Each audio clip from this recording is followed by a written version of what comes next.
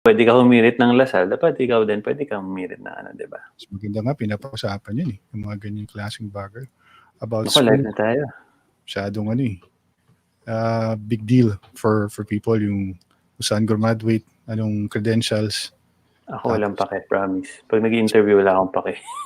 Tapos puro kabubukan naman yung sinasabi. Pag nag-i-interview ako, I don't look at the school. Hindi na ako nag-i-interview ng top 3. Bihirang-bihira. Oo, madami HR ganyan, ayaw na nila. You can't blame them. Or we can't blame you. Ako basta mabait at saka willing to learn and hardworking, pwede na sa akin. Oo. Hinahanap ko yung attitude tsaka kung gutom siya. Everything else you can teach. Ako naman, nagsimula ako, wala akong alam. Definitely. All right. Ready na tayo. Okay.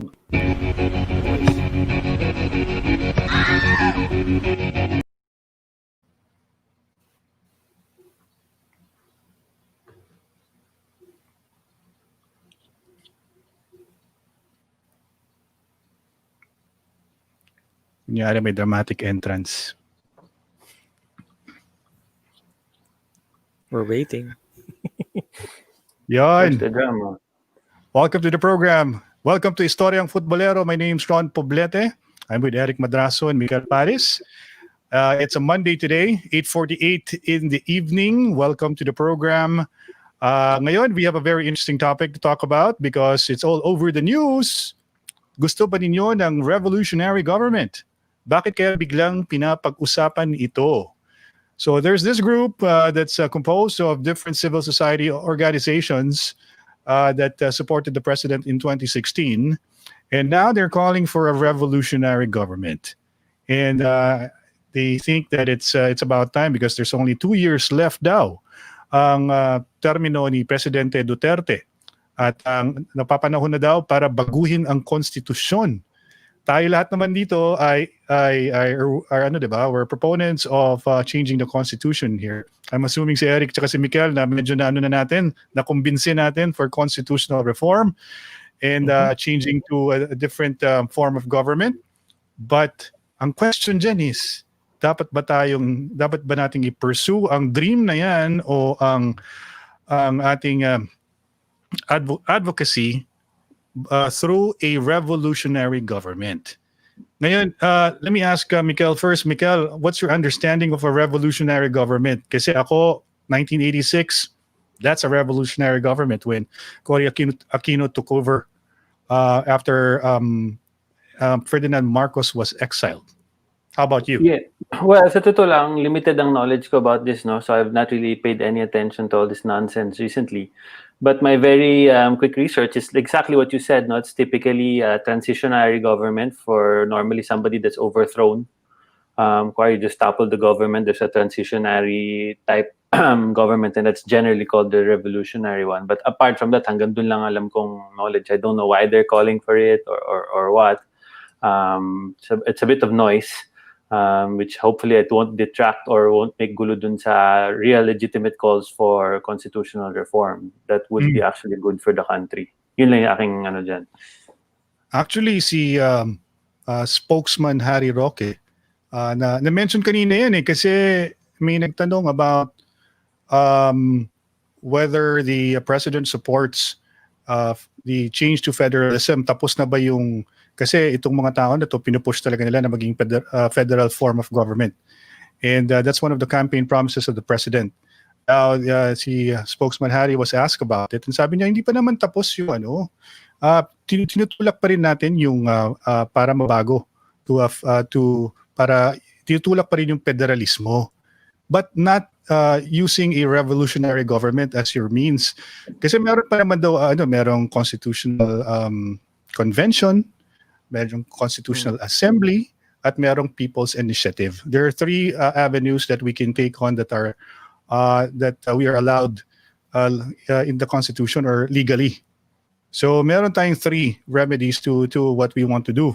But definitely going about a revolutionary government just to change the constitution would be a little bit far-fetched, but at the same time dangerous. because it's going to create a vacuum. But according to the supporters of the president, they want the president to remain in power, but giving him revolutionary powers so that he can institute the changes needed. They're getting frustrated. That's the point. Kaya gusto nilang baguhin drastically. Eric, what's your take on a revolutionary government? As you said, Ron, no, I think it's medyo critical kasi yun, and it's, I think it's a little bit dangerous because it could detract also what President Duterte has been working so hard for the past 4 years. He's been trying to do everything by the book, everything legal, no? Kasi 'di ba, kahit na yung mga maiingay diyan sa Facebook na nagsasabi na walang freedom of speech or freedom of express, hanggang ngayon maingay pa rin. So I think this administration is letting them because it's in the constitution that they can actually express whatever they want. Ngayon, if we go through this revolutionary government, well, caveat muna, same with Mikel, wala rin ako masyadong alam about this, no? Medyo bago lang kasi siya nag-sprout sa mga news outlets, and I haven't really gotten myself around what they wanna happen. But yeah, para sa akin at this point, with my limited understanding, medyo nakakakaba at ano siya. I think for me, medyo delikado. Drastic I'm not really measures. sure. But yeah, Based on medyo history, drastic na kasi, di ba? yeah. Well, based on on historical facts, 1986, when Cory Aquino ran for president in 1985, right? Yeah. And then she was, according to the NAMFREL, who was the poll watch body at that time, making sure that the ballots were coming in and making sure that the counting is right. There were there were reports that she was being cheated on by the government of President Marcos. So there was an upheaval. At the same time, that was stoked by the fact na namatay si Ninoy Aquino noong 1983. Diba? So medyo galvanized na yung support base ng mga ni Cory Aquino. Kaya nga siya ang pinili na maging standard bearer of the opposition party that time. And then finally, when President Marcos was ousted noong 1986 through peaceful revolution, then that's where they set up the revolutionary government of Cory Aquino. And during that time, si Cory Aquino was able to assemble a constitutional commission to draft the 1987 Constitution. It was done in a hurry, according to some of the critics, lalo-lalo na yung ating mga kasama sa core movement. Maraming nagsasabi, the one thing that you will find amusing for, I'm being sarcastic about what transpired back in 1987 is medyo parang minadali ang paggawa ng saligang batas noong 1987. Kaya yun ang kinokontest natin ngayon. Ngayon itong mga supporters ni Presidente ay naiinip na kasi 4 na taon na siyang nakaupo sa Malacanang at hindi pa rin na isusulong ang ating mga reforma at kanyang mga pinangako noong 1986 noong 2016 na maging na i-push yung federal form of government. Bakit? Marami tayong kontra sa may mga kontra kasi sa Senado. Actually sa Kongreso in general. So meron tayong mga parties at saka mga the powers that be behind the scenes that are trying to stop that from happening. So ngayon itong mga supporters ni Presidente na tumulong sa kanya nung tumakbo siya noong 2016, gusto nilang itulak itong revolutionary government para magkaroon tayo ng clean slate. Yun yung purpose nun. Pero syempre, ang tanong dyan, itong usap-usapin on a revolutionary government, obviously, parang it's easy pickings for the opposition. Kaya ngayon, lahat sila nagsilabasan, mga opposition senators, congressmen, and even sila vice president, and then nagkaroon pa siya ng early press conference this evening. And lahat parang they're riding on this issue because it fits the the narrative that the president is dictatorial and he wants to remain in power. Alam naman ninyo, yung charter change is being connected to retaining power and extending term limits and whatnot. And binivillainize and talagang ginagawa nilang masamang bad Yeah. word yung chacha. So yun, Mikel, in a nutshell, yun yung ating situation ngayon, no?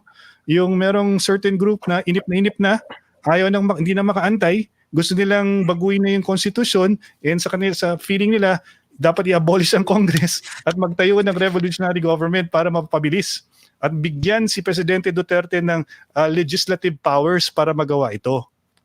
Anong tingin mo, Mikel, knowing these bits of information or about the whole movement, kung bakit nila sinusulong to? Well, we know Orion and the people from, the correct movement, no. Mapapansin mo, like, also with them recently, even our viewers, diba, a lot of them are our viewers here. They also are a bit frustrated kasi feeling nila wala na nangyari or paubos na nga yung term ni President Duterte and they might not see it. And this is one of the key things that they've been campaigning for. This is why a lot of people voted for President Duterte. So parang sa kanila na-frustrate nila, feeling nila there's not enough time. And then obviously nangyari pa tong COVID and the impact it will have on the economy. So syempre medyo na-distract yung mga tao. So naiintindihan ko yung frustration nila kasi kahit ako, I'm very interested nga sa constitutional reform, di ba? Pero yung mga other side naman, yung mga these people campaigning for revolutionary government, I mean, like you said, that might be just offspring or offshoot of the first frustration that they have. So parang they're trying to force the hand na lang of the government na ganyan. But again, we have to take everything with a grain of salt. There's other things we're focusing on right now. Doesn't mean to say na talagang ayaw natin sa core or tumigil na sila Ron and their team from working on that. No, it's just that the other people are obviously focused on this. So, ang suggestion ko lang dun sa the campaigners is let's not give up, but let's be reasonable also. And let's if it's meant to be, it will happen. The president did promises. It's something he really, really wants to do. But the thing is, you have to also remember that this is still a democratic country, no. So we have to do this in a way with that follows all the laws that we have. And majority of the people should benefit from this and be happy with it. Hindi pwedeng, gusto ko lang ganyan-ganyan. Di ba? May kailangan tayong sundan dyan. So, si Senator Gatchalian kanina nag-comment na tantamount to sedition daw itong pinagsasabi ng, itong MMRDC. Sorry, I'm not sure. Nakalimutan ko yung acronym, but that's the group behind this push for a revolutionary government. Sabi naman ni spokesman Roque, it's part of their freedom of speech if they want to express their discontent, their discontent about how things are going right now, and suggesting a revolutionary government as long as it's not harmful to the state or walang immediate threat. They can say that, or they can express their disgust or their opinion. Tama naman. Like that's why I admire sila Orion and their movement because they do it in the right manner. No, they talk about it. It's not wrong to air your frustration or yung gusto mong mangyari. No, kasi like makita mo pa lang sa comments dito, a lot of the reason people want this, especially now, is because yung feeling nila the economy is bad sa probinsya. It's getting even worse because of COVID, and these things would help spread the wealth and make things better. So talagang naiintindihan ako sa kanila. You have every right to I mean, yung accusation palagi sa government na to, di ba, is that we suppress freedom of speech, we suppress ganyan, you're not allowed to air your but nothing could be further from the truth from what I see kasi pretty much everybody pwede naman nila sabihin kung anong gusto nila. Yung kabilang kampo, ayaw nila, they say chacha, they come up with all sorts of things, then they're still allowed to say it, di ba? Nobody has stopped them. Mm-hmm. Si Kenneth Adrian Fonella sa Eric, sabi niya sa GMA7 naman puro nagsasalita are yung mga kontra na naman tulad ni Christian Monsod at iba pang UP law experts na nakakadismaya sila. Yun ang napansin natin, di ba, na maraming nag-ride on sa issue ngayon tapos nagsilabasan uli yung mga anti-chacha. Lalong-lalo yung mga framers of the 1987 Constitution, they're very protective of their legacy. Ayaw na lang palitan yung 1987 Constitution because they're the ones responsible for it. Understandable naman, di ba? Kahit naman siguro ikaw, Rick, kung meron kang ginawang very significant na batas, ikaw yung author, tapos biglang merong mga attempts to change it, siguro ikaw rin, kukonta ka rin, Rick. Anong palagay mo dyan, Rick? Well, ako, honestly, I'm not built like that. I'm always for the better, kung ano man better. Kasi I've been trained and I've been practicing talaga that I'm not the sharpest tool in the shed. Hindi ako yung pinaka-bright dito. Hindi And naman. I'm not and I'm not I don't have the monopoly of bright ideas. So I'm the type kasi when it comes to decision making, I come up with an idea and I share that idea to everyone, mga stakeholders. I ask for their opinions and their comments also, and we come up with an even better idea. So that's how it works. So the attitude is pretty stuck up rin, Mikel, no? Kasi well, no, kasi it depends, no? Like, you know, when the Constitution was made, this is way, way, way back, diba? I was 5, 6, 7 years old, no? And it's not to say that when it was made, it was wrong. I mean, it could have been made with the best of intentions. That was what was right for the country at the time, no? Pinaghirapan nila yan, ano mo yun? So it's not to say it's not right, no, but it's just times have changed. The situation globally has changed and our country has changed. So we have to adapt, no? So the people who wrote the previous Constitution, if they're still around, kung buhay pa, you know, ang suggestion is instead of just saying no, don't change it, it's already perfect, is maybe work with them to say, okay, anong pwede natin i-tweak, what are the things, be open to mahirap talaga, unfortunately, like even in companies, no, minsan matagal na yung process na yan or yung guideline na yan, ayaw na nilang palitan, lalo na kuwari, a small company owned, family owned company, matanda na yung boss. Sabi niya, yun yung policy namin ever since, but natin babaguhin? The young son comes in and says, no, let's change it, kailangan bago-bago, di ba? Pag-aawayan nila yan. Alam mo, so there's always resistance to change. Yan ang pinaka-ayaw ko na line talaga. Sorry, Michaela, pero yan talaga ang pinaka-ayaw ko when they say, this is how we've been doing it for the longest time. Diba? Yeah, that's true. Diba? I mean, that's what they tend to say. But you alam mo naman, Rick, lalo sa corporate world, ilang beses mo na-encounter yan. Ba't tayo papalitan yan? Tagal na namin ginagawa yung ganyan, di ba? It's always work. But then, syempre, times have changed. You know, the way you handle your team members, yung empleyado mo today is different from what ilan years ago. Dati kung anong pwede nilang gawin, they can get away with so many things. Ngayon, di ba? Ang dami nang kasuhan ka sa dole, mali lang sabihin mo. So you have to adapt. You have to change your policy. The world has changed. Geography has changed. Technology has changed. Kailangan tayo magbago. Ang mahirap dyan, even in America and other countries, we're all relying on this super old document. And we say, but this is it. We can't change this. We have to follow this forever. Why? Yun ang tanong ko is, everybody, from what you see, diba, sa Facebook, everybody's mad. Everybody's mad at the government. They're never happy. Whether it's this Duterte or whoever it is, they're always mad. Diba? Ilang taon na tayo, ilang dekada na tayo, nag-people power, naggaganyan-ganyan.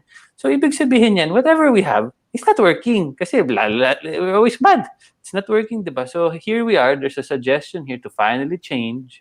Pero umaasa pa rin sila na the media will paint this one person as the savior. Let's say, kuwari, si Duterte or si Lenny.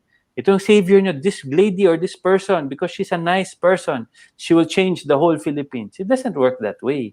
Kung yung sistema is sobrang bulok, kahit sino pa, ilang beses natin sinabi sa show na to, kahit si Mother Teresa pa ilagay ko dito ang presidente, sasablay pa rin yan. Diba? Kasi bulok yung sistema. Baguhin nyo na. First of all, if we're gonna go about this historically, we've had female leaders before. I mean, it's a great thing, no? We were very, very proud nung si Cory Aquino naging presidente. And then I told Orion nga last Friday when we did the show, we were all yellows. Lahat tayo supporter ni Cory Aquino noon nung finally she was elevated to the presidency. And we were all proud that she did that speech sa harap ng US Congress. Sabi ko, wow! I mean, first time ever, a female president, did that, and then she comes from the Philippines pa, and then we inspired so many nations because of that. But I think way too much now. This is not. They're thinking of doing a Cory 2.0 with Robredo. Parang feeling nila si Robredo daw kasi she fits the mold of Cory Aquino being a widow. Tapos But she's Ron, mild-mannered. dyan tayo palagi sumasablay dito sa Pilipinas. We always we let these people manipulate us into believing the idea that one person can save us. Right. Okay? Whether you like Duterte, whether you like Lenny, it doesn't matter. The truth of the matter is, isang tao lang yan.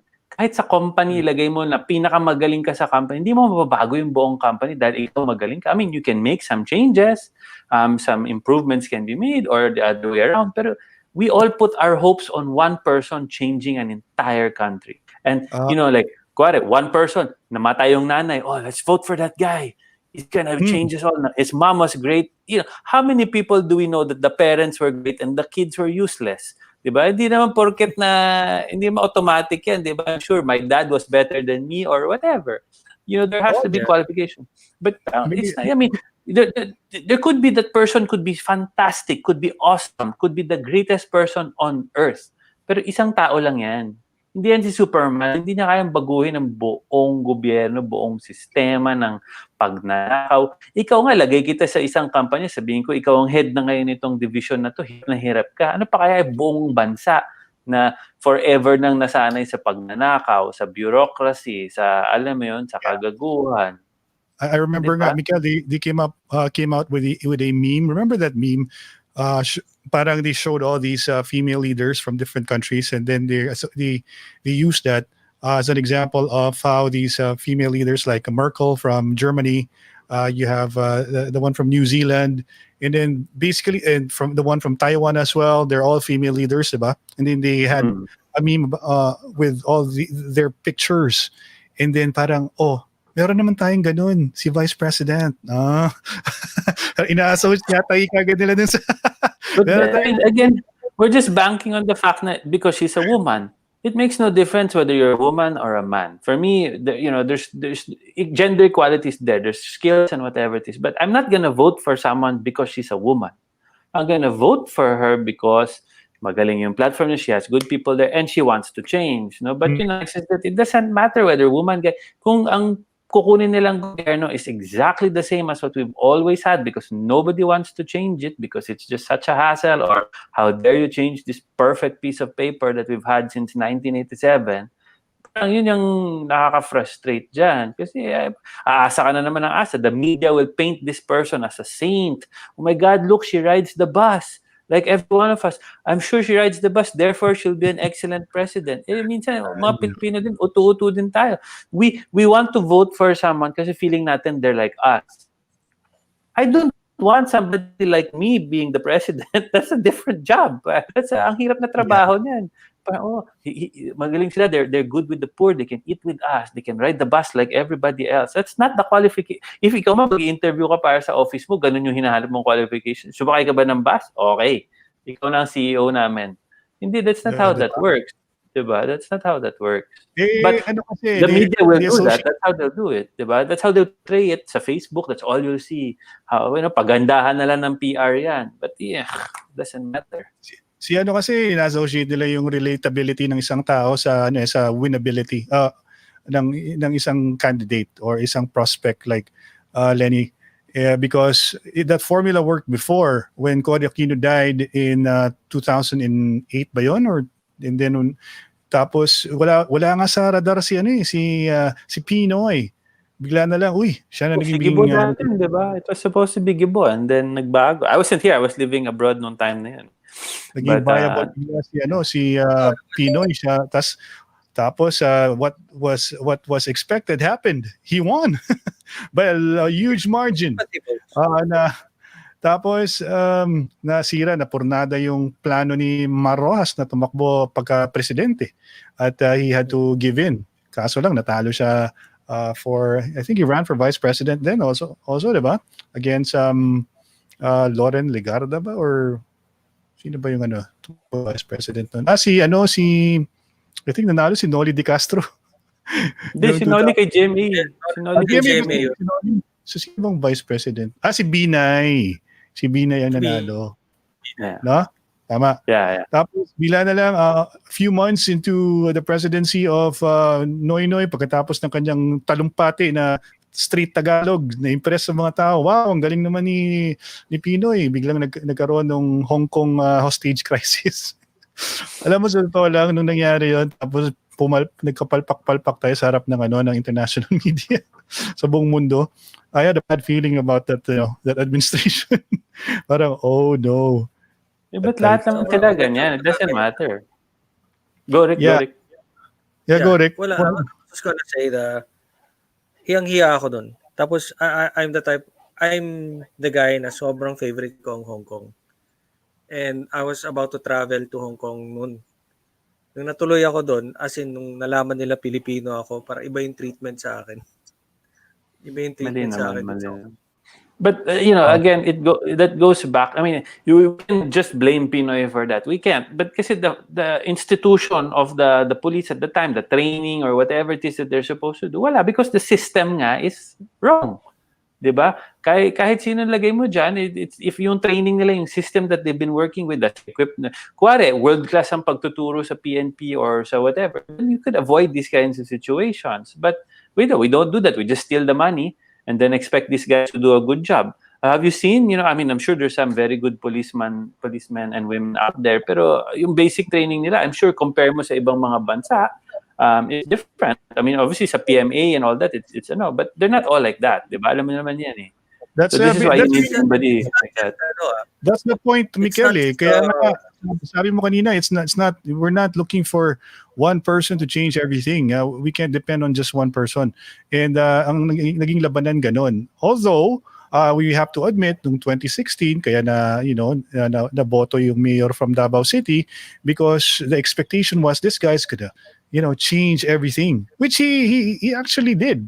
Ang dami nang nabago sa ang problema dyan, nakikita rin natin na not one person can do everything.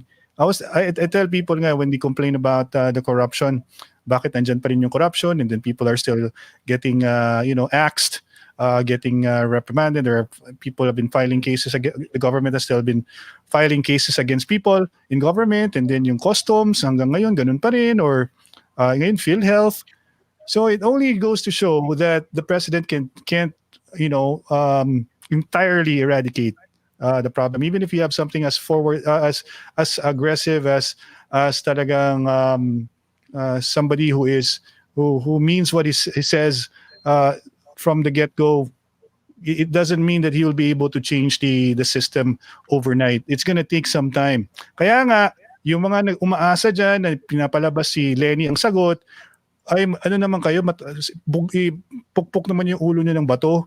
Kasi unang-una kung si Lenny naging presidente, lalong malala yung problema natin. Alam mo bakit? Si Presidente Duterte nga, sobrang tigas na eh. Sobrang angas na eh. Ang dami na niyang kinalaban, pati mga oligarchs. Hindi pa rin nawawala yung hindi pa rin nauubos yung mga korap. Hindi pa rin nawawala yung mga fixer sa LTO. Marami pa rin mga tarantado na may mga pasaway pa rin. Hindi niya kaya mag-isa. How much more kung si Lenny yung pamalit? Sa kangkungan tayo pupulutin ngayon. Kung siya naging presidente, tapos ngayon gusto niyong itulak siya na pumalit kay Presidente Duterte. Yun na we don't know. I mean, yes, we don't know. I mean, she could be Wonder Woman, she could be fantastic, she could be a great person. I don't know, diba? But yun na. Pero realistically, Mikel, with how she is and the way she just mouths off what her camp gives her, lalo yung mga press statements niya, it's not coming from her. It's always formulated by a team. So granted. But the thing is, Ron, some people believe in her. Some people really want her to win, and ganyan. No, they think she's fantastic. I mean, obviously the other side, they have different views. Same as Duterte, some people really like him, some people don't like him. But ang kailangan lang matuto ng Pinoy dito is wag tayo nga asa na isang tao lang magbabago lahat niyan. Okay? At saka hindi, if kuwari, the president is a puppet, ginagamit lang siya ng mga oligarchs or whoever it is, if the system allows it, ganun lang. Ay, ang gusto ko lang matanggal sa isipan ng mga tao, lalo na dun sa mga lower, is parang people are always banking na this one person will change this country. Hindi yan, kahit na ang slate niya is 12 good senators or what, it doesn't matter. That's not how this world works. Kailangan na talaga natin baguhin. And parang pag di natin baguhin, kasalanan na rin natin eh. Alam natin mali yung sistema. There's ways to do it. It's such a modern world. We can see what goes on in other countries. Take the best practice. 'Di ba? But yun lang sa akin, every time may election, nagpapauto na naman tayo. Kahit sa barangay level, papauto kayo. Sa mayor, papauto kayo. Pabigyan lang kayo ng mga bigas-bigas before election. Feeling nyo na, this is the guy for us. And every year, he lets you down. Oh, and tapos, Anong nangyari sa pandemya, Mikel? exactly, ngayon- di ba? Mga mayor nyo, sablay. Oh, tapos ngayon, galit tayo. But then, feeling natin, we'll vote for another person, it will be completely different. Hindi. Isa pang frustration ko sa Pilipinas. I mean, total, napag-usapan natin Cory, people power, and all of that. Ever since that happened, and I'm not saying people power was bad. It was good now. They ousted whoever.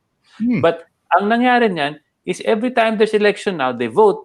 Tapos after a while, feel, ayoko to. I don't like this guy. Feeling nila, they just spend the rest of the time trying to convince people power again to oust this person. So parang in the mindset of the Filipino now is, my vote actually is okay because we can change that. You know, we vote this person, he's supposed to be there for 6 years, but no, we can change that. Especially if mautukan ng media or, di ba, the powers that be, because they're not happy, they'll push you to go do a people power. Yung pala, it's to benefit them. Di ba? Parang sa atin, that's why you have to really vote wisely. But then, like I said, kahit anong ang voting mo dyan, kung ganun pa rin yung sistema ngayon na bulok, na ilang taon na natin ginagawang bulok, na tayo, napapagago lang tayo palagi. Diba? That's why they say you're doing the same thing but expecting different results. Ganyan lang yan. Rick, can you read, Rick, what Homer Octavius said on our message board? Medyo marami-rami na rin yung nagme-message sa atin eh. Okay. So si Homer says sa may lesson 101, para malaman ang sa likod at parang hindi ko alam paano babasahin to. Para malaman ang sa likod at dahilan ng revolutionary government. Siguro yung what's behind it. Rise ng taong bayan para maintindihan ng makarami sa totoong palagay ko kung ano man ang balakin.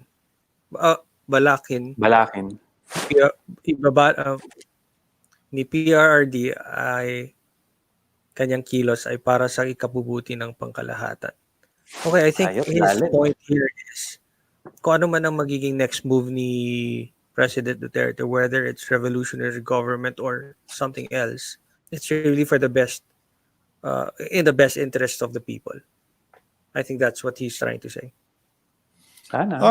Yeah, well, obviously, meron tayong other parties that are very noisy on social media and even the mainstream media.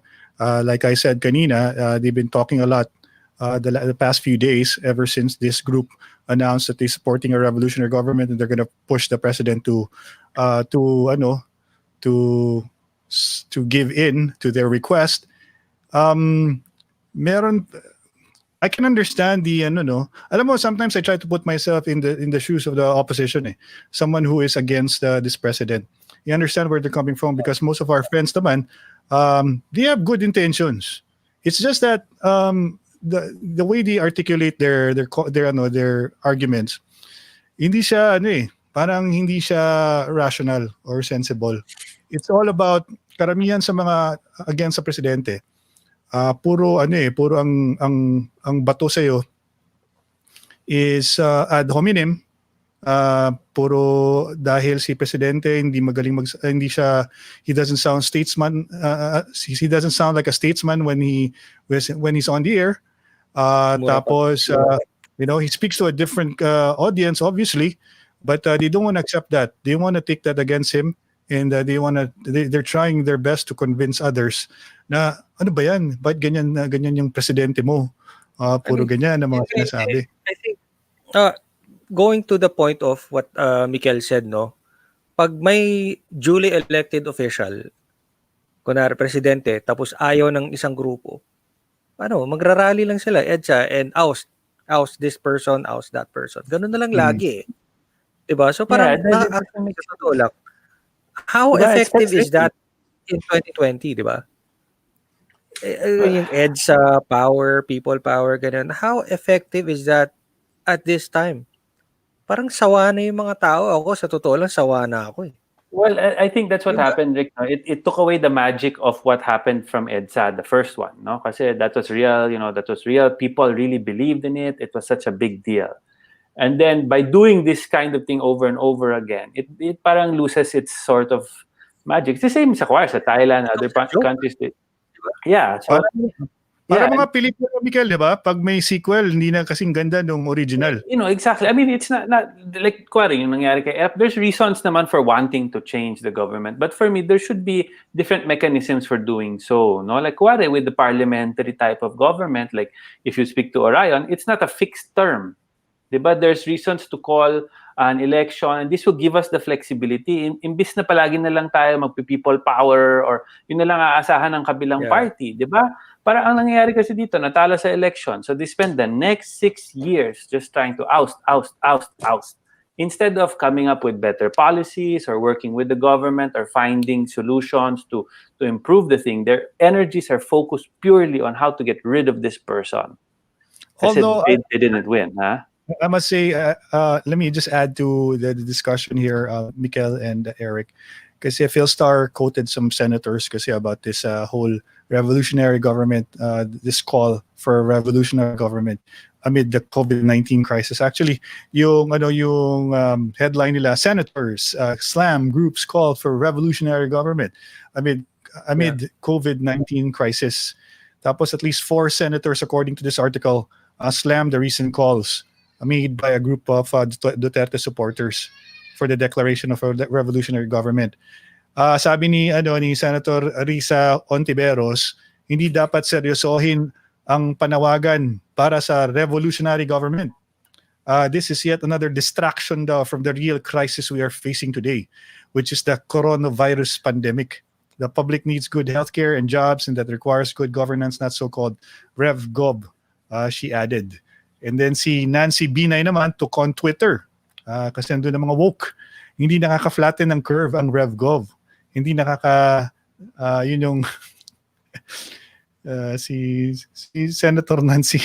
Alam mo, natawa ko dyan kay Nancy Binay kasi minsan yung mga comments siya tapos parang alam mo na hindi naman niya binasa yung nagsasabi. Nung kinokomenta niya, parang okay, baka gusto mong basahin mo na yung article. But anyway, the point there is, siguro, Mikel, is that these senators kasi, they like sound bites eh. And then, this is an opportunity for them to get some free press. You cannot take away that fact. Unfortunately, part of the discussion or any argument that we set forth about revolutionary government, also we will have to talk about what the other side thinks about it. And this is a talking point for them, definitely. Because there's a narrative that they follow. Actually, one of the people here is asking me, I think it's a rhetorical question coming from June Flores III. He says, Ron, question, what if Lenny supports the change? Will you support her? Trick question yun, Eric. Mikel, will you support Lenny Robredo? If she supports a revolutionary government, will you support her decision? Kasi si Lenny yan eh. Me personally, yes.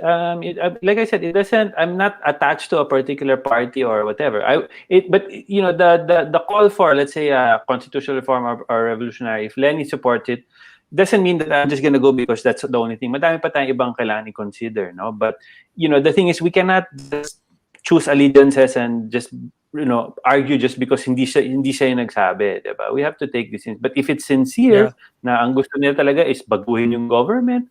Ang ayaw kasi itong argument na hindi affect ng curve and all that. Granted, sino ba nagsabi na constitutional reform will remove COVID? Wala naman, di ba?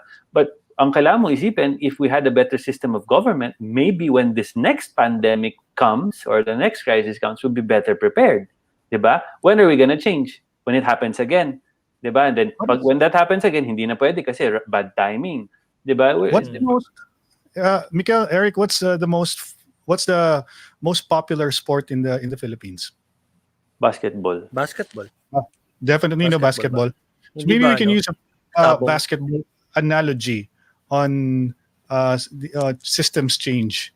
Kasi like any sport, merong particular philosophy ang coach ng isang team or manager in the case of football.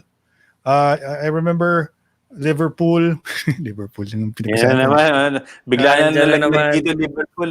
Sorry guys kung hindi kayo makarelate. Naghahanap Pero ka lang talaga ng ano eh. Naghahanap ka lang talaga ng Istoryang rason para futbolero. mapag-usapan yung Liverpool. Football Kanina pa tapos binabala basketball ko. tayo.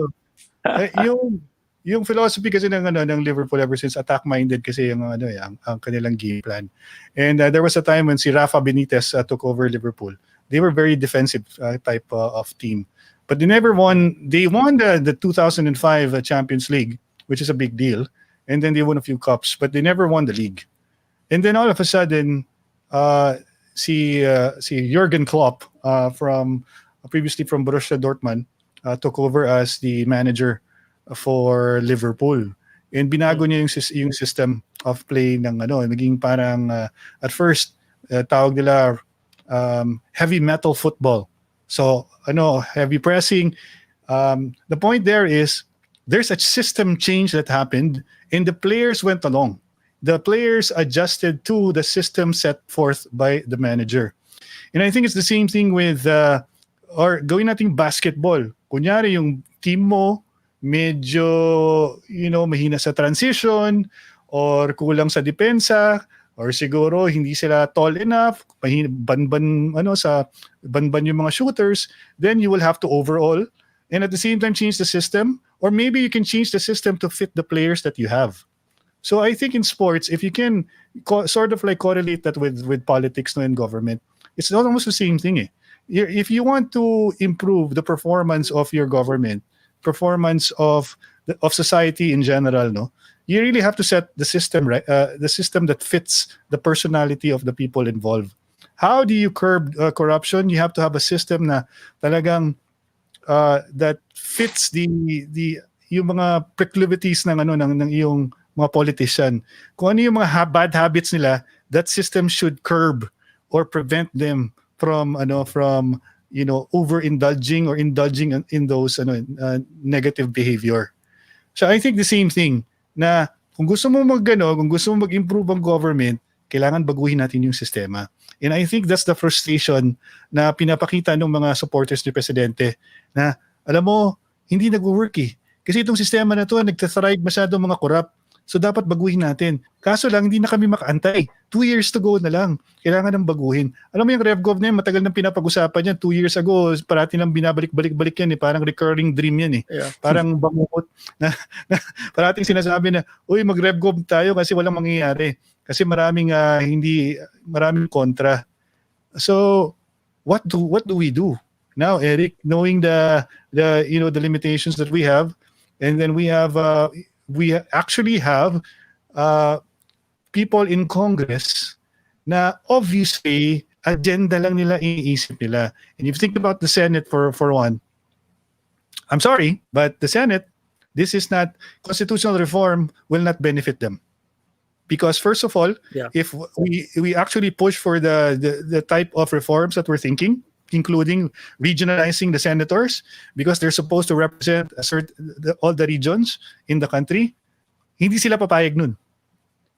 Diba? So doon palang barado na tayo. So we're medyo in a conundrum tayo. So Rick, as somebody who faces problems all the time in your own office setup in the corporate world, how would you deal with something like that? I mean, it's really a systemic issue. The one that the issues that we have in the government, systemic talaga siya. And you're right when you say that. And there has to be some sort of change that happens. Ako, talaga, there was this bill that was passed. Hindi naman passed. What's that term? Parang proposed. There was this bill that was proposed before on death penalty. Na yung mga corrupt on plunder. Now I remember. So on plunder, dapat death penalty. Tapos it got zero support from Congress. Diba? So doon pa lang masabi mo na, I mean, kung matino kang tao, no, and your head is on the right spot, parang tangin na tong mga to. Di ba? Ganun. Ano talaga eh. So, how can you pass new rules to discipline these congressmen or even these senators or any official of the government when lahat ng mga approvals galing sa kanila? So, I understand the frustration of the people behind the revolutionary government movement. I understand the frustration because ako mismo frustrated na rin ako eh. But at this point in time, para sa akin lang, parang medyo delix lang. Medyo delix lang siguro. Yun lang yung naiisip ko. I can't really think of a correct reason or I can point to something kung bakit delikado, but I just feel in my gut na parang it's not the right time. I don't think so. Nag-issue nga ng statement ng DILG about that si Yusek John Malaya said that the focus of the DILG is on COVID-19. So this is something that you can't entertain at the moment because we're busy fighting a pandemic. Yeah. And I think they invited even si Chief of Police, si Archie Gamboa to join the discussion on a revolutionary government. The obvious answer from any person who leads a department, they will have to their loyalty is the pledged to the Constitution of the Philippines, diba? So you can't. Yeah. If you're gonna break that, it has to be for good cause, for good reason. Ikaw, Mikael, anong take mo dyan sa whole... tama naman si Eric. This is that where, it's maybe, I understand, like I said, it's the frustration, ganyan, lahat tayo frustrated, and I hope that day will come na we can do this. But tiwala na lang siguro for now kay President Duterte and his people because that's what they wanted to do. They're campaigning for it. I mean, they're just very busy. They've got so much stuff on their... I mean, this thing that happened is nobody could have planned it. Diba? Ganyan talagang lala ang sitwasyon. Daming walang trabaho and everything. Although we know that these things for constitutional reform can actually help, but I can understand why medyo distracted pa muna yung iba. I mean, ang mahirap pa nga dyan, binabato palagi. Ano ba yan? Dapat busy sila fixing COVID pero they're focusing on all the other stuff. No? So in many ways, I can understand that. But going back to the other argument, I'm always dubious of anybody who's resistant to the change. So you have to ask the question, if you're just saying no, why? Why is this person saying no? Kasi maybe the new system, like you said, Ron, it won't be beneficial for them, di ba?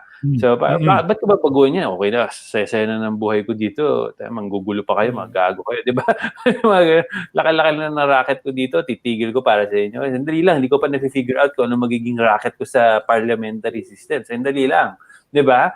And it's not just senators, it's everybody that will be affected kasi there's barangay captains, there's all sorts of LGUs will be affected by this. So, you kailangan intindihin mo kung ano yung lahat ng mga racket sa mga ganyan. LGU, dahil racket, everything, racket. Lahat yan apektado nito. So, syempre, lahat yung mga yan ayaw magbago. Unless talagang genuinely gusto nilang baguhin, di ba? But bakit kung magbabago, milyonaryo ka na nga, bilyonaryo ka pa doon sa nangyayari ngayon. Diba? So, not to say all, there's some very good people out there working for the government who are fantastic, have very good intentions. But sadly, madami pa rin mga loko dyan. Si Mr. Ron Poblete, diba? Madaming ganyan. Ang mahirap kasi, Rick ngayon, PhilHealth. Parang everybody's mad at PhilHealth. You don't realize there's so many good people working for PhilHealth. Just because there's some stupid racket there. Same with DOH. I hate Duque. Doesn't mean that everybody is working there. Gago, hindi naman, di ba? Mahirap sa atin. Pag nagalit tayo, lahat sinasama natin. Segue lang ng konti. Ladies and gentlemen, Ron works for the government. Hindi corrupt yan. Wala nga pera pambili ng internet mesh modes yan eh. So, kaya minsan nagda-drop yung internet niyan kasi wala yung pera pang upgrade. Actually, sa totoo lang, walang bahay yan si Ron. Nasa labas yan, kaya ganyan yung screen. Nakikigamit lang ng internet. Nangyayari, Eric. Nilaglag mo na naman ako. Vote Ron Poblete, next election, please. Nangyayari. Time na para sa aming sa aming special portion for this program sa Istoryang futbolero. We have the pasaway of the day. Ayun. Yun. Pasaway of the day. Itong favorite ko kasi just this afternoon nagpaayos ako ng sasakyan kasi alam mo ba yung flap ng aking engine last night. Sabi ko, itong tunog na ito? Gumaganon. Sabi ko, shit, may problema yata yung sasakyan. Alam mo, sobrang bilis ng mata ng sister ko nung pinunta namin siya sa kahapon. May dinala kaming padala. Nakita niya na meron nakalupay-pay yung parang flap ng engine, parang engine cover sa ilalim. So I had to go to this gasoline station, and then the attendants there were nice enough to really go under the car and then unscrew it. No, parang meron siyang mga rivet na yung parang dinidikit lang na pwede mong tuklapin. So I went to the auto shop today. Pagpunta ko doon, lang hiya. Yung dalawang mekaniko walang mask. Gumagawa ng sasakyan. Sabi ko, gago to Tapos ako nakaparada lang dun sa harap. Hindi ko alam kung sisitahin ko ba to? Should I waste time to tell these people na magsuot naman kayo ng mask, sir? Lumapit yung isang mekaniko na walang mask. Diba? Tigas na mukha. So binugsan ko yung bitana. Sabi ko, sir, nakamask pa ako ngayon. Meron pa akong shield. Sabi ko, boss, baka gusto mong mag-mask. Ano sabi niya? So yung sama ng tingin sa akin, tinignan lang ako ng masama. Tapos umalis. Sabi ko, loko to. Pinutol yung brakes ni Ron. Gago. Pinutol yung brakes mo, pare. Baka di na gumagana yung brakes mo. Napainit ng dugo ko nitong gago na to Sumubaba ako sa sasakyan, tapos lumabas yung may-ari ng talyer. Namumukhaan siguro ko. Siguro, boss naman, yung mga mekaniko mo, hindi nagsusuot ng mask. Ha? Oo nga, tigas kasi na maulo niyan Yun. So, yun ang another example, folks. Na anywhere you go, may chance 1 out of 5 or 1 out of 10 people, you will find idiots who will not wear their mask. Because obviously, mainit naman talaga yung panahon kanina. So, pag nasuot ka ng mask, napakainit sa mukha, tapos tapat pa yung araw sa'yo. Pero hindi naman rason yun para naman labagin mo yung batas. Batas nga Tapos may isa doon, laki pa namang tao. Pag pinatulan ako nito, baka mabugbog ako dito sa talya.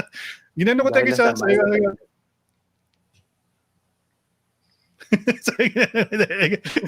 Nahiya naman siya. Pero Ron, meron naman silang mask. Ayaw lang suotin. Yung isa meron, nandito sa baba. Yung dalawa, wala talagang suot. Nasa loob daw. Anong ginagawa ng mask mo sa loob ng opisina? Dapat suotin mo yan. Ang dami mo mga customer na kinakausap tapos wala kang mask. So yun. So actually pasawan, good day. Kung umalis ako tapos kunwari bumibiyahe ako, everywhere I go, minsan I take a detour. Tumitingin ako kung ano yung mga like places like that. Makita mo talaga like in Cavite, may dumaan ako kanina sa isang road. Nasa labas sila ng bahay, walang mask, tambay. Tapos ang daming tao. Alam mo yun? So parang, ano ba talaga? Naiintindihan ba nila kung anong pwedeng mangyari sa kanila at sa mga pamilya nila pag nakuha nila yung virus? Diba? Honestly, I think, Rick, they don't really care. Thank you pala to Burn Cool, one of our friends from Viber, our Viber group. He's been sending me pictures of people in Malabon. Kasi taga Malabon yata siya Ang dami niyang litrato ng mga pasaway. Ito, Malabon to? I think Malabon so. ba tong picture na to? I think so. Puro Malabon to Malabon based to siya talagang yun. Barangay Katmon and Barangay Tugatog ng Malabon. Talaga, yun. You'll end up sa Pansitan, sa Malabon. Tingnan mo itong mga to. Yun lang yun ating pasaway for the day. Dapat meron tayong dyan Meron tayong background music. Gawa ka na ng jingle. Pasaway, pasaway. Uy, alam mo, may magandang jingle lang pero hindi ko yata dapat i-play mo na ngayon kasi launch pa yata yun. Saka na. Mga Saka na. pagalitan pa tayo. Baka masyadong i-preempt ko yung campaign ng DILG at saka DOH, yung bida ang may disiplina. 'Di ba? Dapat rin na we should think hindi dapat na we shouldn't look to our leaders to be our heroes. You should be the hero of your own story. You participate in our democracy and become a responsible citizen by following the rules and regulations at sundin batas. Diba? Amen. Ano ba? Amen. Tama ba? Yeah. Yung mahirap sa atin, maasala tayo sa ano eh. Yan. Tanggal ko nila ito. Yeah. Okay. Pasaway of the day. Pasaway. Kahit may echo ka lang, Ron, di ba? Pasaway, why of the day. Sige lang May testing lang ako Huwag mulat Sige nga, ano ba yan? Sound effects ni Ron. May achieve na naman yung yung boses mo.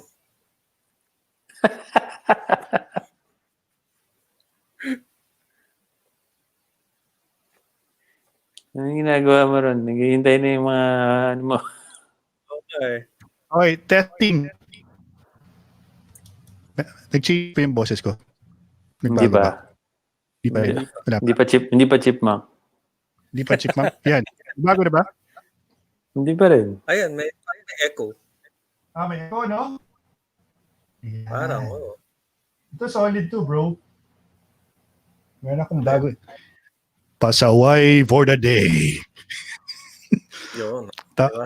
Pasaway for the day. Day. Yun. Pasaway for the day. Yan. Wala kang kwenta. Wala kang kwenta pag hindi ka nagsusuot ng mask. Mask. Makukulong ka talaga ron. Ayos ba? Di ba, Ron, yung sinend ko sa inyo kanina, di ba may nahuli na nag-gym? May bukas na gym. Ayan, mga pasawa yun. Pasaway for the day. Yung mga gago dyan sa mga nagpapalaki ng katawan. Isipin naman ninyo muna yung mga kapwa ninyo bago kayo magpalaki ng katawan. Isipin mo, nakulong ka. Ba't ka nakulong? Ginawa mo, nag-gym.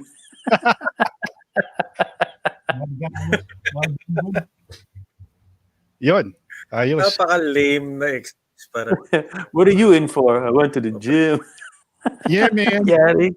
Nag-gym kasi ako Kaya ito, nakulong.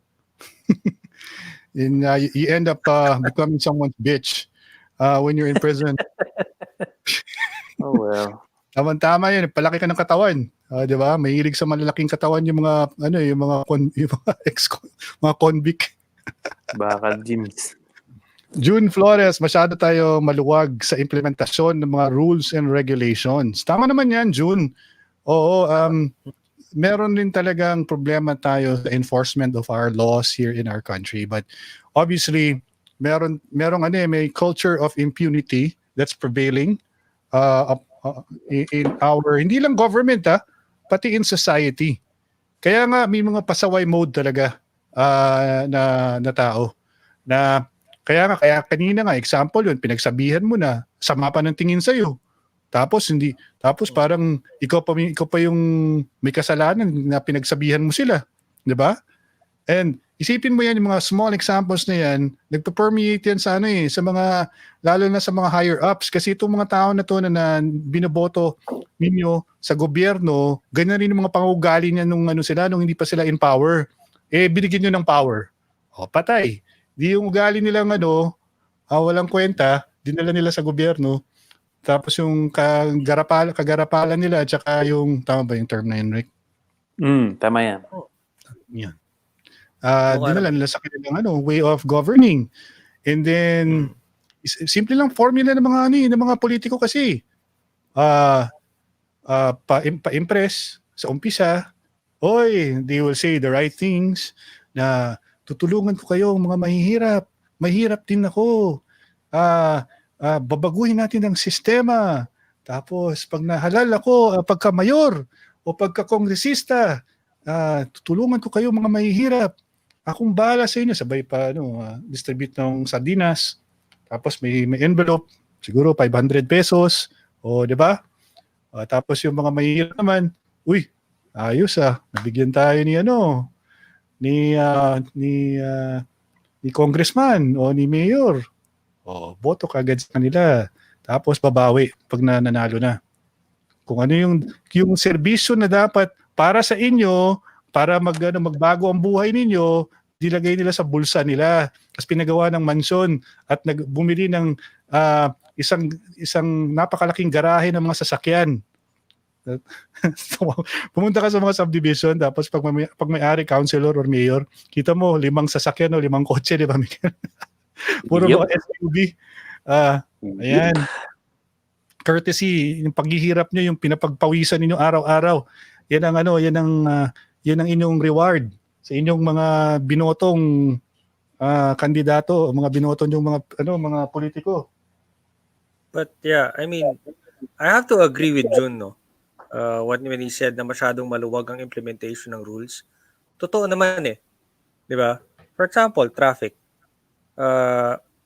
Pwede mong pakiusapan, pwede mong bayaran, di ba? In other countries, hindi mo pwedeng bayaran yan. Kasi walang nanguhuli. Camera lang yung nanguhuli sa'yo. Something to that point Now the thing is, for example lang, may pera naman ng government, kunwari ang LGU, to modernize. Camera lang.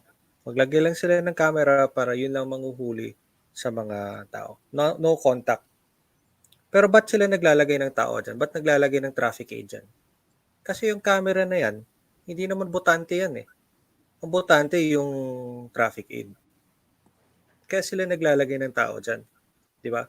So, medyo nagiging backwards tayo as other countries, they're leaning more towards to technology-driven solutions. Tayo, tao lang nilalagay natin dyan. Tapos yung tao is very corruptible. Di ba? Ang stoplight, hindi mo makokorrupt yan. Ang camera, di ba? Pero ang tao, pwede mong So, yun yung isa sa mga problema talaga. Tapos, going back dun sa situation mo ron kanina sa talyer, ang Pilipino, observation ko lang ayaw talaga mapagsabihan.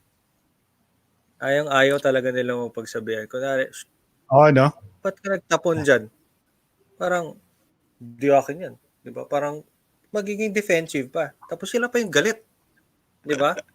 Kaya ang dami talaga, madami talaga maaangas talaga na Pilipino. Kaya medyo nakakainis. Kasi, mali na nga yung ginawa nila. Tapos tatanungin pa nila, di mo ba ako kilala? Di mo ba ako kilala? Gaganon na yung mga tao na yan, di ba? So, Sino yan, Rick? Sumbong mo kay Tulfo, Rick. Sino yan? Nakita ko lang sa Facebook. Hindi ko siya kilala. Pero, asking for a friend. alam mo yun, these are simple things, no, that can actually accumulate into a bigger problem. Our attitude towards doing the right thing is medyo skewed. What am I trying to say? Bihira kang makakita ng Pilipino na may integrity. Pero Rick, Mikel, is it still true now? Kasi I remember during our parents or grandparents' time, ang talagang ibang klase sila mag-encourage sa'yo to take a particular course or napaka-importante kung anong eskwelahan ka nag-aral. Di ba? Maalala mo dati pag merong, kunyari nanliligaw ka sa isang babae, tatanungin ng parents niya, saan ba nag-aral yan si Ron or si Mikel o si Eric? Diba? Ganun kagad yung tanong Tapos, sino ba mga magulang niyan? Ano bang last name niyan? Diba? Tapos, saan mo dadalhin yung anak ko? Sa Jollibee mo? Tapos, Victoria Court po. Victoria Court lang po. Ikaw talaga, Miguel. Halata. Buti nakikinig ba asawa mo ngayon? Di masarap kasi yung foods dun sa... Masarap yung Oo, pansit. yung pancit nila doon masarap. Oo, May crispy tama. pata pa sila yung advertise dun daw. Yun. Balita ko lang. Balita ko rin, yun daw yung mga famous line ng mga, Oo. mga lalaki pag nagde-date sila. Uy, meron akong alam na lugar, masarap daw yung pansit. Ay, hindi ko ginagamit yun. Meron Ginagamit ako mo ba yun, Ron? ng mga paggaguhan na yan. Hello, excuse me. Wala akong mga tanong na ganyan. Kasi mabait ako. Sige, Good boy. sige. Pero ano yung point mo? Sorry. Medyo Before we nagano kami, rudely Ron. interrupted you. Oo nga, nasira tuloy yung train of thought ko na nasira sa sa biglang likong ni Mikel comment. Grandparents natin. Yung grandparents. Pinapapili tayo ng course. Kasi alam nyo guys, yung kasi, when we talk about systemic change, may kinalaman rin dyan yung systemic change involve people as well. You are part of the system Hindi lang yung system na in place, but also the people who are part of the system obviously are part of the system because you're the one running it, you're the ones following it, you're the ones coming up with the ideas on how to make it better. So, lahat ito is made by people. The system is made by people. And so, so therefore, the people are part of the system. So, simulan rin natin sa ating pangungugali. Kasi yung sistema natin, reflection of our, of our personality as Filipinos. Yung, pansinin nyo ngayon. Diba? For some guys who hold positions in government, even siguro in the corporate world, they like to be called sir, diba? Yeah. Or they like to be called Boss, director, boss, chief, boss, diba? Yeah. And then pag pansinin niyo pag I'm not saying it's not a good thing, but kunyari may mga presentation. Tapos i-introduce mo na yung host mo. I-introduce mo yung mga guest speaker mo.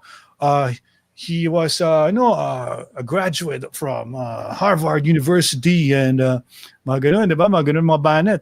Tapos from UP, Los Baños, took up master diba? Actually, hindi ko get yun hanggang ngayon. Like, even until today, like, I'm asked, I have to fill up forms and do, I'm already achieved whatever, no? Until now, they still ask me, okay, what did you study? Ano yung course mo? Ganyan, guys. They have to put it, diba? It's part of who I am. But it's not really. It shouldn't really be relevant to today, diba? Pero hanggang ngayon, parang tatanong ko ng tao, saan ka nag-aaral? UP, okay, smart, whatever, or realista, alam mo yun? Whereas, parang dinidiscount mo na kaagad yung ibang tao na walang kwenta kasi galing sila sa school na, parang mali naman. Hanggang ngayon, ang arte pa rin ng mga tao sa ganyan. But there's a point mo, Ron, about sa systems. Like, okay, this is for the core people, the one who are super, super for it, like sila, right? Huwag tayong ma-frustrate. And let's not give up. Let's not, kumbaga, lahat tayo babank yung system, doon lang tayo sa system. We can still make a change, no? Na from us pa lang, we teach our children, baguhin mo yung education, teach out different way to teach children na to be, kuwari, sa pagsunod pa lang ng batas, di ba? If from an early age, we already drill into them integrity, discipline, like they do in Japan. Sa Japan, di ba, pagkatapos ng football game ng World Cup, umalis na lahat ng tao, yung mga Hapon, naglilinis pa. Di ba? So, parang, dito sa Pilipinas, headline news ang kuwari makahanap yung janitor ng pera tapos ibalik sa, they found money there. This headline news here, which is okay, it's admirable, great. But that should be the norm. Di ba? Ang dapat binabalita mo, hindi binalik yung pera, tinakbo. Alam mo yung mga ganon? But in other countries, that's the norm na. Because honesty, integrity, discipline is built into their thing from a young age. Sa atin kasi, that's why as parents pa lang, dapat tinuturuan na natin yung mga anak natin. And another thing is, yung political divisions. Lahat tayo mag-aaway ngayon, Yellow, Duterte, whatever. Our kids see that. Our kids hear us talk that way. And we are gonna be perpetuating yung ganyan na system. Dapat hindi ganyan. Ang tinuturo nyo sa anak nyo, one, discipline, integrity, but also how to work with others and to respect other people's opinions. Right. Di ba? Kasi sa atin, I mean, how many times do we fight with our own friends over political or stupid beliefs, di ba? So your kids can see that. So if you want to make changes, don't just rely on a parliamentary or whatever system. You have to start making changes in your own homes. And then that will exponentially grow. Kung Eric does it for his house, Ron does it for his house, I do it for my house, that will spread, di ba? Because even your kids will talk to other kids and they'll correct it pag kuwari nagbato ng basura sa daan. Hey, sabihin, oy bro, wag mo tapon basura mo dyan. Eh sa atin yan, napaka-desensitized, tinapon yung basura, sabihin, tangin ng mga Pilipino talaga. But we won't correct it or, you know, di ba, parang sanay na tayo. Or even like corruption, we're so desensitized already to corruption na parang, oh yeah, it's fucking Philippines. It's always been the case. Yun nga, Mikel, yung point ni, Secretary Anyo. I hope he gets better soon. Kasi we need it. Yun, sinasabi nga niya na we have to be proactive. Huwag tayong masyadong reliant sa government na lahat na lang yung gobyerno kailangan gumawa.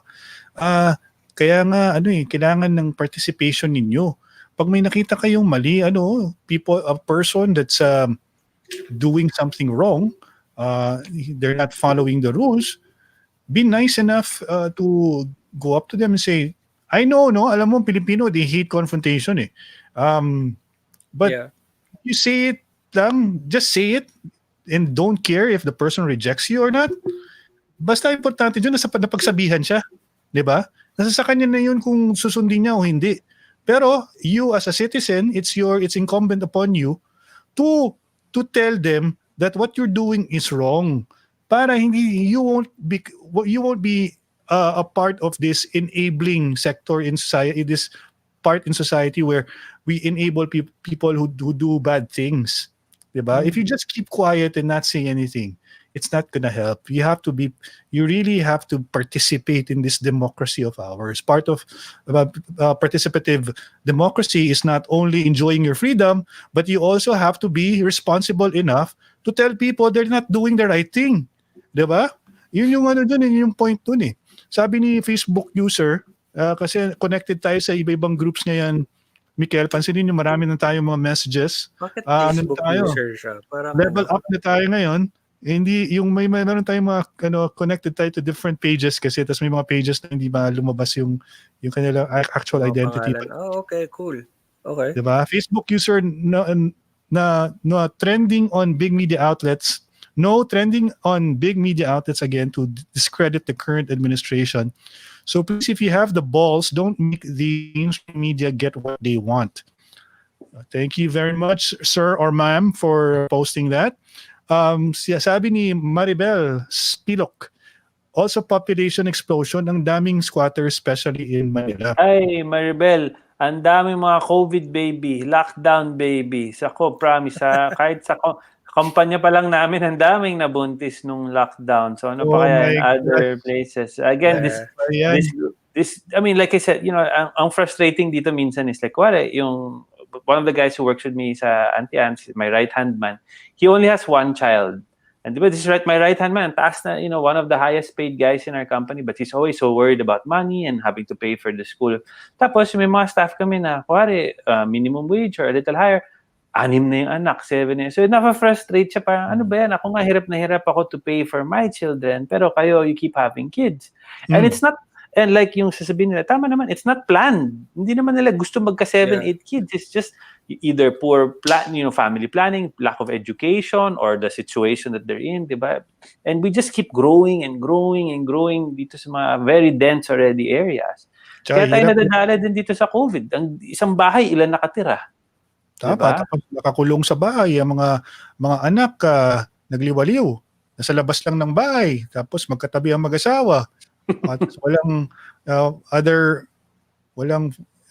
other forms of entertainment kasi wala nang TV Plus, tapos joke. Tama, yung mini-mention ko na guy, the guy I was talking about, si Rod, my right-hand man, nag-comment siya, ako yun. Tama ka, Rod. Discussion namin ni Rod din pala. Parang, diba, mabalitaan na naman, may buntis na naman sa atin. Parang, oh my gosh, ilan na yung anak nito? Tapos, diba? But, but again, that also is part of, I think, I don't want to cause controversy, but sa Catholic upbringing natin, diba? Yan sa family planning and bawal yung reproductive, all of that nonsense, no? But I think with better training, better support, contraception availability, and education, again, education, hindi magiging mas okay yan eh. Sabi ni Facebook user, another anonymous person on one of the groups, sabi niya, mga alang brain yung isisisi kay President Duterte ang COVID. Buong mundo, yan ang pandemic, gamitin ang brains. Ang brain naman kung may time, wag maging kulay, hepa, puro isisisi sa iba ang alam. Di ba kayo ang boss ni Panot? RevGov na better than Coricong Constitution. Okay, let me just ask this. Okay, so for example, we do a revolutionary government, and then we abolish Congress and stuff like that. What is the end goal for that? I mean, what is the process after abolishing Congress? What The president will do what President Cory Aquino did when they formed a revolutionary government. She's gonna form a constitutional commission, and then this will be composed of different people from all the different sectors, including the academe. So this will be composed of lawyers, former justice, former judges, basta different mga different experts will be composed, will be chosen to frame the new constitution. Okay. Tapos, but they did have a draft already. So that means if walang Congress, then they will just pass that as the new constitution under the revolutionary government. I think that's what they want. They want to fast track everything. Okay, I understand. Yeah. Go ahead. Go, Rick. No, sorry. Well, sorry. The thing people also have to realize, no, in the globe, whether gusto mo or hindi, most countries in the global economy, they like stability.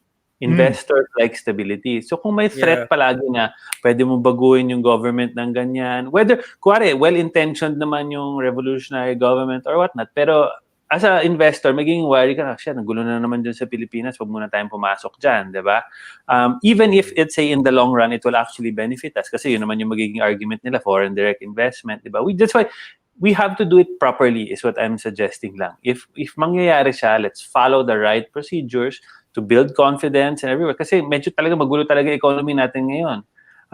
Ayaw natin yan guluhin even further by bringing this abrupt change, no, na will maybe popular, maybe unpopular, di ba? Yung mga ganun, isipin din natin yung mga ganung klaseng consequence. And sabi naman ni Secretary Dominguez, we have savings. Merong article na nilabas na sinulat ni Central Bank Ed Benjok, no? Central Bank Commissioner ba tawag sa Central Bank, Commissioner. Governor. Central Bank Governor. Okay, sorry. Central Bank Governor Benjok, no? Former Finance Secretary. Former Budget Secretary. Sabi niya, we have our fundamentals are sound. That means we're ready for recovery. We're equipped to recover faster than most countries. Kasi we left off the economy in good shape before this happened. So the chances for us to bounce back is very good. So wag po tayo masyadong mabahala. Siyempre depende kung ano magiging new normal, no? Obvious naman yung dito, yung ating challenge for the economy, which is to get people to come out and buy stuff. Diba? Yun yung pinaka-obvious na solution. Consumption. We have to drive up consumption. Ibig sabihin, yung mga tao dapat hindi, they can go out en masse, go to their favorite establishments and buy and purchase the usual stuff that they purchase. Kaso lang, yung heavily tinamaan dito is the tourism industry. We have the restaurant industry, the bars, kawawa ang mga bars kasi hindi talaga sila pwedeng magbukas. And then you have the gyms. Loko-loko talaga yung... Anong nangyari doon? Kinulong ba yung mayari? Hindi mahanap yung mayari noon, Mikel? Hindi ko na, basta 12 sila yata na they got arrested for that, diba? Nakulong sila macho. Yung mga macho nakulong. So, sayang, macho pa naman. Kaso, bilanggo. Anyway, I don't mean to laugh at their their unfortunate situation, but yan kasi mapapala pag hindi ka sumusunod sa batas. Dapat kasi Oh. huwag tayong pasaway. Yes, Eric. Kasi yun nga eh, ang ugali kasi talaga ng Pilipino is pag merong batas, maghahanap talaga ng lusot. For example, and maybe Mikel can help me with this, no? On serving of alcohol in restaurants. Baka may alam ka dyan. Parang may nakalagay na you can actually serve alcohol if you're eating a meal. If you're eating it with a meal, ganon. Kung kumakain ka, pwede ka mag-beer, isa, dalawa, ganyan. Pero you can't go to a restaurant or a bar just to drink, no? Especially with friends, ganon. Kaso, yeah. Tapos may nakalagay doon na pwede kang uminom basta may pagkain. Kasi yun nga eh. So in my mind, you can actually drink alcohol with a meal. So ang sasabihin ng mga tao, ganun ba? So dapat may pagkain? So order na lang ako ng pulutan. Pwede na akong uminom. Alam mo yun? So parang naghahanap talaga ng lusot, tapos namimiloso po.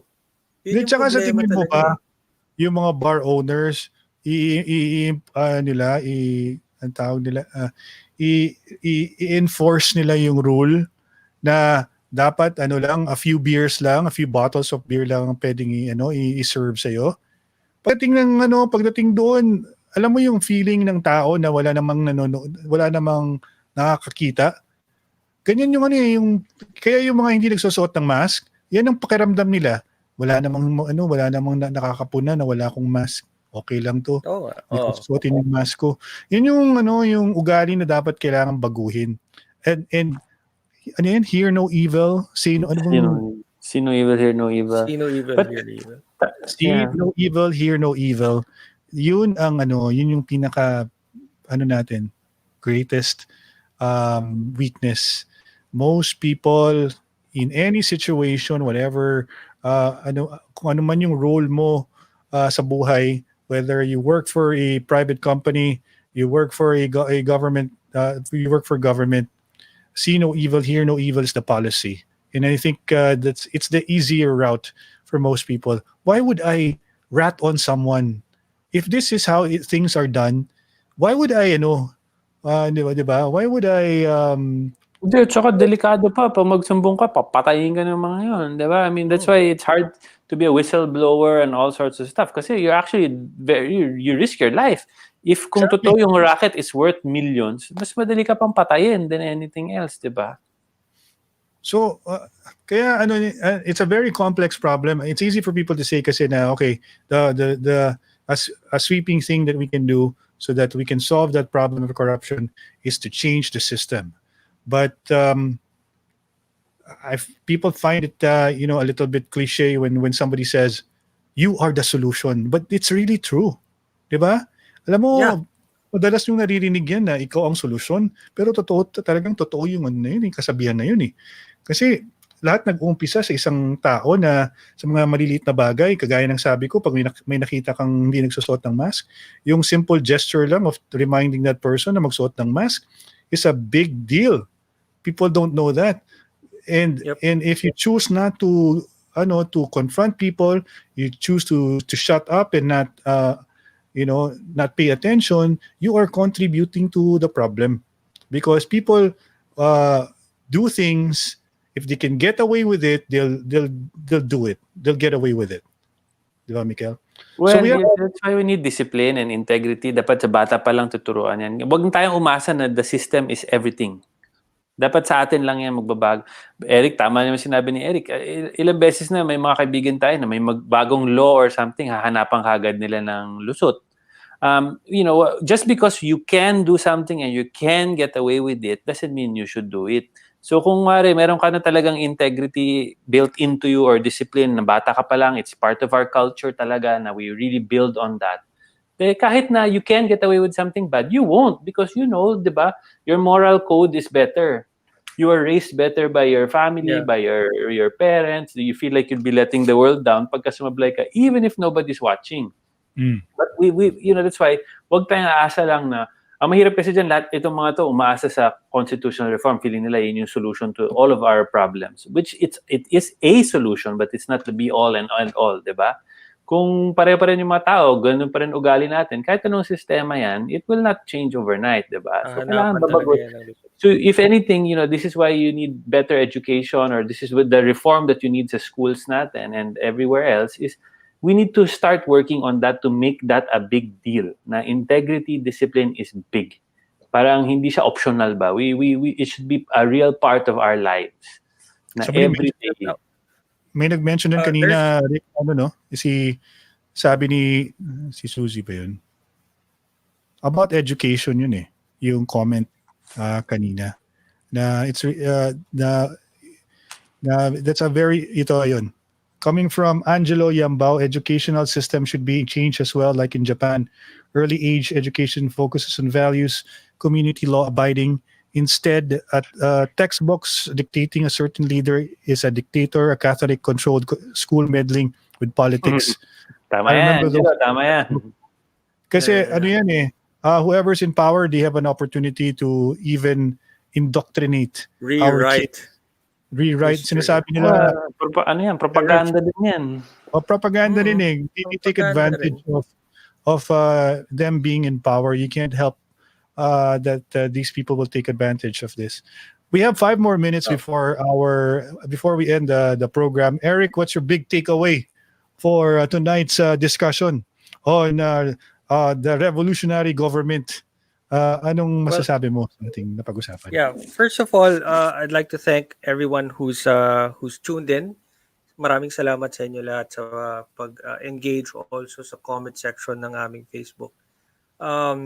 Second, guys, there was a twin bombing sa Holo, Sulu, just today, and there are a lot of people affected. There are a lot of people that are injured. Please pray for them. Let's pray for peace lalo na doon sa area na yun kasi ang dami talagang gulo doon. And one of the suicide bombers daw was a lady. Babae po. So medyo so let's try to let's just be careful also, especially for people though that are there, no. Pwede ba Thirdly, sorry, yes. Pwede ba gawin yung yung customary batok sa mga kontra lang sa ATV? Pwede naman. Hindi daw time ng anti-terrorist bill sa panahon ng COVID. So pakibatok na lang po yung kaibigan na kontra sa ATV.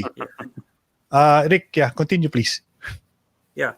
So we were talking right at the end of this conversation, and this show. We were talking about Filipino branded discipline. Kung anong klaseng discipline Filipinos have. Filipinos are disciplined pag may nanonood sa kanila. Okay? If they're being watched, they're so okay, ganun. Pero pag walang nanonood, walang tumitingin, wala na, no holds barred na. May sinabi si Jun Flores, no? Sabi niya, I agree with what you guys said. Dapat yung mga leader natin ang maging tamang huwaran. Actually, I would like to, he has a point and a very good point, but I would like to turn it around. Tayo dapat ang maging example. Okay? Because we are the people. And the leaders, the government, the people who are elected there, they do represent us in a certain way, but they represent the people. So kung ano yung people, kung disiplinado yung people, disiplinado rin sila. Kung pasaway ang people, since they represent us, pasaway din sila. Diba? So it has to start with you. Tama right? na excuse Nick na si si PNP nga PNP si NCRPO cheat nga nagparty nga Again, si ganyan diba? Puro sinabi nga ni Mikel before, kung meron namang ibang tao dyan na nakakalusot, it doesn't mean na dapat ikaw rin yung lumusot. Dapat, diba? Hindi ibig sabihin kung may tanga, ikaw rin magiging tanga. Kung minsan tatalon naman magbumudmud ng ebak sa muka, gagawin mo rin, 'di ba? So, ganun lang eh, di ba? So parang for me, if you want change, like real change, start with something that you can control, which is yourself. Di ba? So kung gusto mo ng pagbabago, pare, stop littering. Pare, magsuot ka ng mask. Pare, pag stoplight, wag mong ibit. Pag no right turn, no right turn. You have to start with yourself. Kasi, kunwari, may nakita kang nag-right turn sa no right turn. Gagayahin mo ba o hindi? I leave you that with that question. Okay? Whatever you think, kung ano bang gagawin mo, it's going to be up to you. Now, if you really, really want change, alam mo na ang sagot. Okay? So, ganun lang. Ako, medyo pet peeve ko talaga yung Filipino discipline. Kasi nga, di ba, sabi rin ni Michael before, ba't pag nasa ibang bansa tayo, disiplinado tayo? Pero pagbalik sa Pilipinas, tarantado na naman, di ba? So, parang nakakainis na talaga siya. Alright? So, Tama. it's not too late. It's not too late kahit you can still teach old dogs new tricks. Totoo yan. Wag nyong, kasi medyo branded na talaga tayo na pasaway. Pwede naman natin baguhin eh. Di ba? And it really, really has to start with something that you can control, and which is yourself, the people around you, the people that you love. So be an example to them. Tapos susunod na yan lahat. Amen. Amen. Uy, wala si Ron. Sabihin sana ako pero masama yun. Michael, your turn. Okay, again, Sabihin ko sana. Rick, thank you. Thank you to everybody who watched, and ang daming comments tonight. Super thanks. A lot of them are pretty good. Yung message ko lang to our friends from the, who are fans of constitutional reform or revolutionary government, I understand yung frustration nyo, but let's see, hopefully mangyari pa rin yan in the right way, in the right manner, wag pipilitin. Let's have faith. But also, wag lang tayo, like we said kanina, wag tayong asa sa system change lang. Kailangan tayo din magbago, okay? And we give the government too much power. Na everything in our life that goes wrong, pinapagbintangan natin sa gobyerno. Although, yes, may kasalanan sila dyan, but some of the most successful people in this world, they took their circumstances and found ways to make it better by themselves.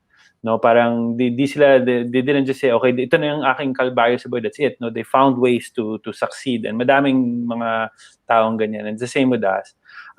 See, one of our guests always here, Ron, si Celine, diba? She last time she was talking about the way we talk about ourselves is important, no? So sa Pilipinas, we always say pasaway tayo lahat, sanay na tayo mga magnanakaw. Maybe we should start changing that, the way we look at ourselves. Now we start telling ourselves, no, we are a disciplined nation, we are a good nation full of good people. Na when we start believing it, di ba? Tamang-tama yung sinabi ni Grace dyan, I say it so many times, yung discipline starts sa family. So kung sa bahay nyo pa lang, yun yung tinuturo nyo sa mga anak nyo na maging mabuting tao, even when nobody is looking, to help people to be good, whether rich or poor, and to find ways talaga na to make the world a better place. That's where it starts sa house mo, and then that multiplies. If we each do our own house, parang, di ba, I don't know if it was Mother Teresa, di ba? Or somebody said na, even if you just sweep the front of your house, the person next to you, biglang magpe-pressure yan, lilinisin niya din yung bahay nila, yung harap nila. Then the next thing you know, buong street nyo malinis na, di ba? May mga taong ganyan na ayaw mo na yung bahay mo lang yung pinakamadumi dyan sa buong street nyo, di ba? So we start with that. We discipline ourselves, we discipline our families, and we work our way out, no? Parang, it's not too much to dream na we can be like Japan one day or Singapore na the citizens are disciplined, no?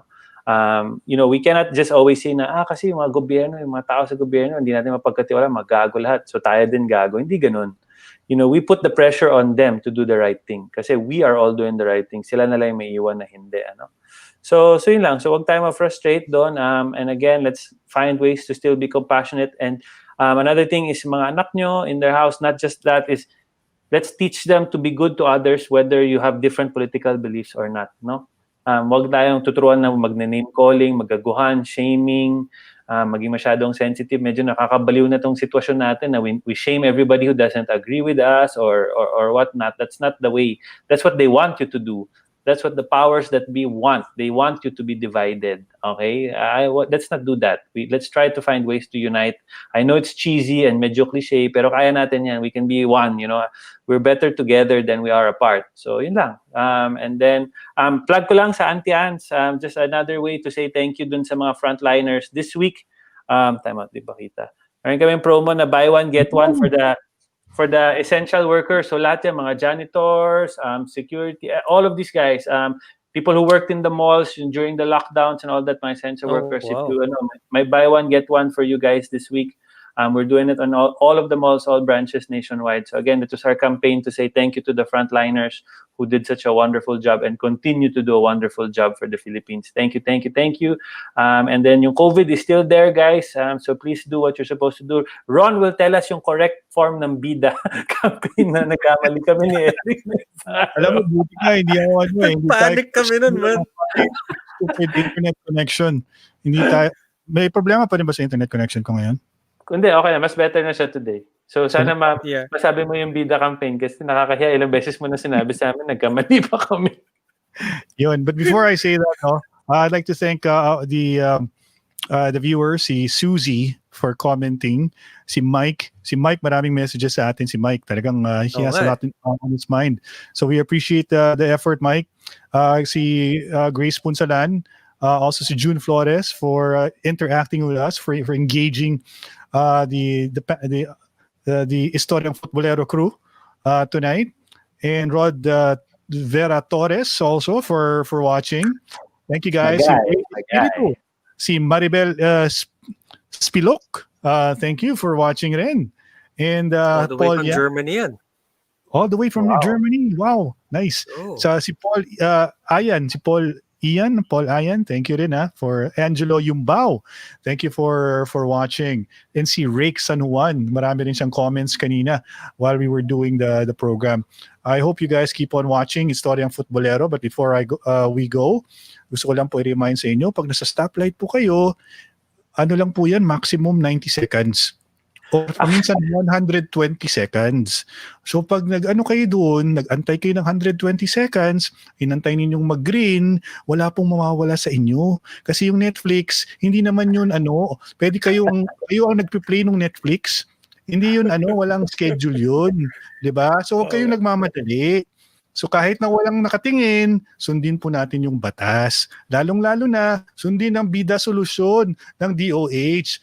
Bawal lang walang mask, tawag nito, i-sanitize po ang kamay, iwasan humawak sa mga kung anong mga surfaces na hindi po tayo na marami. Tapos distansya ng 1 metro, hindi 2 metro, hindi kalahating metro, 1 metro po ang distansya. Kaya pag meron tayo nakikipaghalubilo tayo, dapat aware po tayo kung gaano kalapit tayo sa isang tao. And last but not the least, bawal po ang fake news. Alamin ang totoong impormasyon. Alamin ang totoong impormasyon bago po tayo mag-share sa Facebook. Isipin po natin kung nagmumukha tayong tanga pag sinishare natin yon. Kasi dapat totoo yung sinasabi ninyo. At huwag kayo nag-cause ng panic sa inyong pamilya, sa inyong mga kaibigan by posting fake news. Okay? Thank you very much, guys. It's all in good fun, of course, what we do here. But from time to time, we will have to call people idiots so that they will wake up from their stupidity and apathy. Si Ron lang yan, ako takot ako. Si Ron lang yan, guys. Pag nakita niyo ako talaga, wala ako sinabi. Tapos Mike Apolonio, yes sir. Our bloodline is from Naik Cavite. Yung poblete doon. So, kamusta po sa mga taga Cavite, Naik Cavite, mga poblete ng Cavite. Salamat po sa pagkinig at kamusta na lang. Related pala kayo eh. Kaya pala. Nice. So, good night everyone. Stay safe, follow the rules, follow the law, and have a good night's sleep. It's very important to have enough sleep para when you wake up tomorrow morning, you'll be very productive, and discipline will be the first thing that you will think about when it comes to the things that you do during the day. So we're out. Good night, everyone. Eric, Mikel, Right. salamat. All right. Thank Good night. you.